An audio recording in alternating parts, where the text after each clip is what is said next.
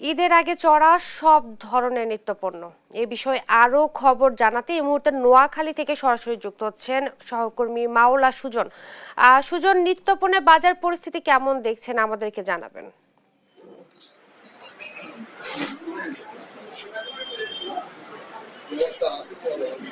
ইশরাত, আপনি যেমনটি বলছিলেন নিত্যপণ্যের বাজার নিয়ে, তো আমি এখন দাঁড়িয়ে আছি নোয়াখালী পৌর বাজারে। এটি নোয়াখালী জেলা শহরের একমাত্র খুচরা বাজার হিসেবে পরিচিত।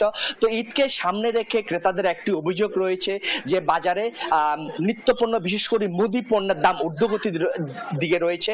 নিত্যপণ্য বলতে যেসব পণ্য বোঝায় সকল পণ্যই বাড়তি দামে বিক্রি হচ্ছে বলে ক্রেতারা অভিযোগ করে জানিয়েছেন। তো এই বাজারে সকাল থেকে যে চিত্র আমি দেখেছি, যে বিভিন্ন বাজার দোকান ঘুরে যেটি দেখা গেছে যে আসলে চালের দাম প্রতি বস্তায় বেড়েছে 200 থেকে 300 টাকা।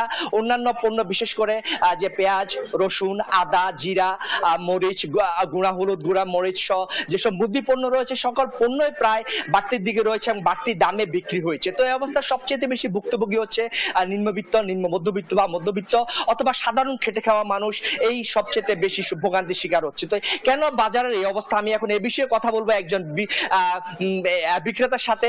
আমি তার কাছে জানতে চাইবো আসলে যে ক্রেতাদের একটি অভিযোগ রয়েছে যে বারবার কেন বাজারের দাম বাড়ছে এবং মুদি পণ্যের দাম বিশেষ করে ঊর্ধ্বগতির দিকে রয়েছে ঈদকে সামনে রেখে, কেন এই বাড়তি দাম বলে আপনি মনে করেন? আসসালামু আলাইকুম, আমিও পৌর বাজারের একজন ব্যবসায়ী। আর আমাদের এখন এই প্রতি বছর ঈদ আসলেই নিত্যপণ্য প্রয়োজনীয় দ্রব্য যেগুলো আছে এগুলোর দাম শুধু বাড়তেই থাকে। এটার কোনো অগ্রিম নোটিশ কোনো সরকারও দেয় না, বা আড়তদার যারা আছে এরাও দেয় না। আমরা চৌমুহনী থেকে ক্রয় করি।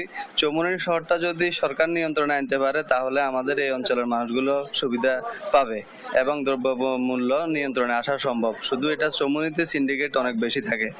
তো বিশেষ করে আদা, রসুন, পেঁয়াজ, জিরা, হলুদ, মরিচ এগুলোর দাম ঈদ আসলেই বাড়তে শুরু হয়। এখনো সেই বাড়তি দামে আছে। আদার কেজি এখন 280 টাকা বিক্রি করতেছি আমরা, রসুনের কেজি 220 টাকা, 200 টাকা বিক্রি করতেছি। অথচ এটা আমাদের দেশি রসুন এগুলো আমরা 60 টাকা, 70 টাকা, 100 টাকার ভিতরেই পাওয়া সম্ভব ছিল। এখন সেটা 200 টাকা, 220 টাকা আসি পৌঁছেছে। তো সরকার যদি চৌমুহনীতে বড় বড় যারা মজুদদার আছে এদের প্রতি একটু দৃষ্টি দেন, মনে হয় এটা নিয়ন্ত্রণে আনা সম্ভব। ধন্যবাদ আপনাকে। তিনি যেমনটি বলছিলেন যে নোয়াখালীতে একটি বাণিজ্যিক শহর রয়েছে চৌমুহনী বাজার নামে যেটি পরিচিত।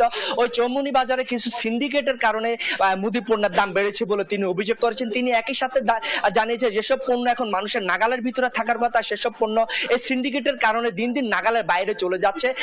এতে সাধারণ মানুষের নাভিশ্বাস উঠেছে।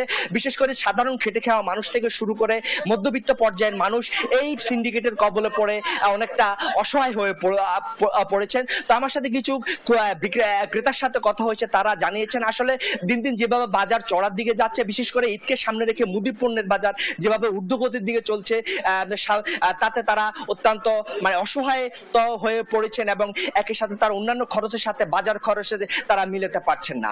এই হচ্ছে নোয়াখালী থেকে আমার কাছে সর্বশেষ। সুজন, আপনাকে ধন্যবাদ। নোয়াখালী থেকে বাজার পরিস্থিতি জানাচ্ছিলেন সহকর্মী মাওলা সুজন।